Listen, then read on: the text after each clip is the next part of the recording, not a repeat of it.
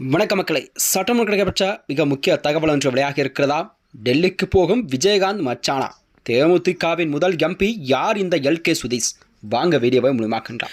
அதாவது தமிழகத்தில் வரக்கூடிய 2026 சட்டமன்ற தேர்தல் தான் இன்னும் 2 மாத காலம் மட்டுமே இருக்கும் நிலையில்தான் அனைத்து கட்சிகளுமே தங்கள் கட்சி பணிகளை தீவிரமாக செயல்பட்டு வருகிறதா. அந்த வகையில் தான் இம்முறை கண்டிப்பாக தமிழகத்திலே மீண்டும் ஆட்சி என்பது அமைக்கக்கூடிய வகையில்தான் திமுக அரசு தனது கூட்டணியை வலுவாக வைத்திருக்கிறதா. அதற்கு எதிராகத்தான் எதிர்க்கட்சித் தலைவர் எடப்பாடியாரும் கூட தனது கூட்டணியை வலுவாக சேர்க்கும் விதமாகத்தான் அதற்கான வேலைகளை தொடங்கிவிட்டார்.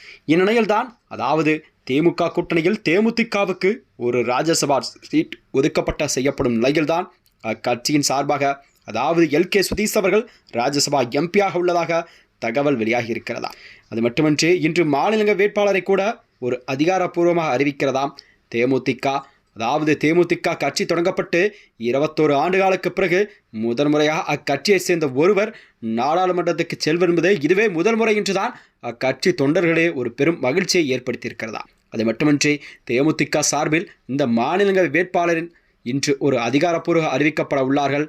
அதாவது அறிவிக்கப்பட்டதும் இன்றே மாநிலங்களவை எம்பி பதவிக்கு வேட்புமனு தாக்கல் செய்வார்கள். தேமுதிக சார்பிலே அதாவது எல்கே சுதீஷ் தான் கண்டிப்பாக மாநிலங்களவை வேட்பாளராக அறிவிக்கப்பட உள்ளதாக தகவல் வெளியாகி இருக்கிறதாம். அது மட்டுமின்றி யார் இந்த எல்கே சுதீஷ் என்றால் தேமுதிக பொதுச்செயலாளர் பிரேமலதா விஜயகாந்தின் தம்பி எல்கே சுதீஷ். அதாவது வேலூர் மாவட்டம் குடியாத்தம் அருகே உள்ள செம்பேடு கிராமத்தின் சுதீஷின் சொந்த ஊர். சென்னை பச்சப்பன் கல்லூரியில் படித்தவர் இவர் சுதீஷ். இவரது அப்பா ஒரு கூட்டுறவு சர்க்கரை ஆலையில் ஒரு அலுவலராக பணியாற்றி வந்தவர். அதாவது விஜயகாந்த் நடித்த பல திரைப்படங்களை தயாரித்துள்ளார் சுதீஷ் அவர்கள். அது மட்டுமின்றி நடிப்பில் ஆர்வம் கொண்டிருந்தார். விஜயகாந்த் ஏற்காததான் நடிப்பு துறையில் கால் கவிக்கவில்லை.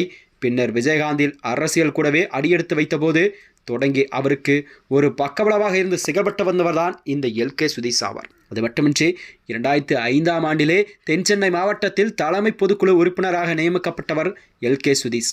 2006இல் சட்டமன்ற தேர்தலில் குடியாத்தம் தொகுதியில் தேமுதிக சார்பில் போட்டியிட்டார்.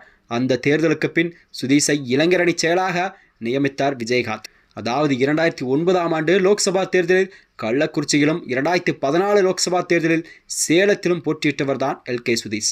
கடந்த 2017 தொகுதிகளில் அதாவது துணை பொதுச்செயலாளராக நியமிக்கப்பட்டார்.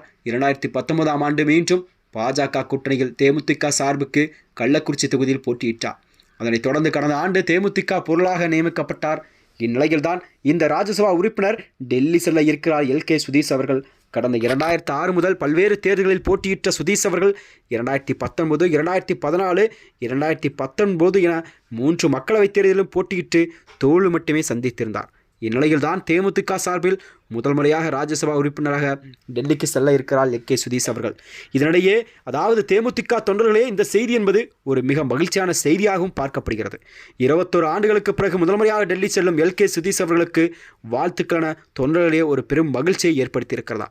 மேலும் இதுபோன்ற வீடியோக்களை தெரிந்து கொள்ள நமது சேனலை மறக்காமல் சப்ஸ்கிரைப் செய்து கொள்ளும். நன்றி, வணக்கம்.